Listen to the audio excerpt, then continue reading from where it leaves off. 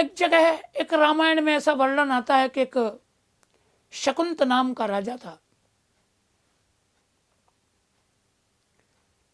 श्री नारद जी को राम नाम की महिमा का महात्म्य दिखाना था समाज में, संसार में लोगों को। तो एक ऐसी लीला हुई कि शकुंत नाम का एक राजा राम जी के दरबार में आया। वहां दरबार में विश्वामित्र जी विराज रहे थे। शकुंत ने ध्यान नहीं दिया और उसने विश्वामित्र जी के सामने सर नहीं झुकाया, प्रणाम नहीं किया। विश्वामित्र जी को अनुचित लग गया। उन्हें लगा इसने हमारा तिरस्कार किया है, हमको प्रणाम नहीं किया। तो श्री रामचंद्र जी से उन्होंने कहा कि हमारी आज्ञा है, सूर्यास्त होने से पूर्व जो सर हमारे चरणों में नहीं झुका वो सर हमारे चरणों में आ जाना चाहिए। अर्थात शकुंत का सर काट के हमारे पैरों में रख दो। और ये बात नारद जी ने शकुंत को बता दी कि तुम्हारे लिए ऐसा ऑर्डर हो गया है। राम जी ने स्वीकार कर लिया, ठीक है गुरु जी, आपका तिरस्कार वो मेरा तिरस्कार। और शकुंत घबरा गया। नारद जी से ही उसने पूछा कि ये विपत्ति का समाचार तो दे दिया, आप कोई रास्ता तो दिखाओ। तो नारद जी ने ही उसको रास्ता दिखाया। बोले तू अंजनी देवी के पास जाके और अभय मांग ले। ये मत बताना कि अपराध क्या है, अपराध मत बताना। कह देना मुझे मृत्यु का भय है, किसी ने मुझे मारने का निश्चय किया है, अभय मांग लो।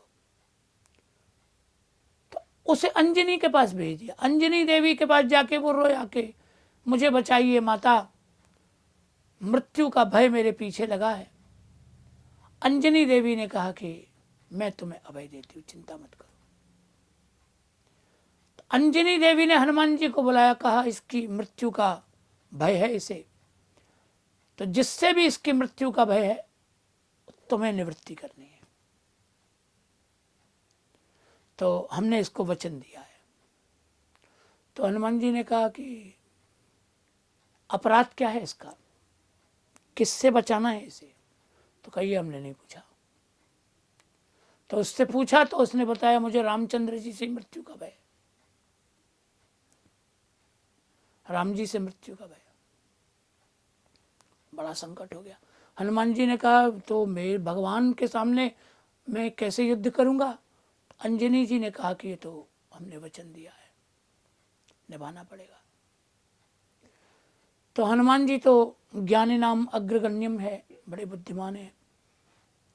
तो उन्होंने शकुंत को एक कुएं में बिठा दिया। बोले इस कुएं में बैठ जाओ।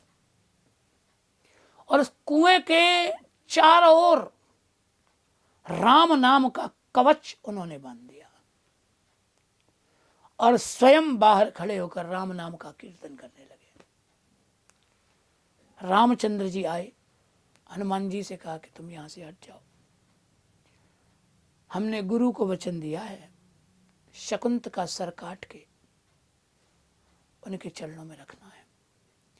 हनुमान जी ने कहा कि मैंने उसको, मेरी माँ ने अभय दिया है तो हम उसको मरने नहीं दे सकते। तो राम जी ने कहा कि मेरी प्रतिज्ञा है, हमारा प्रण है।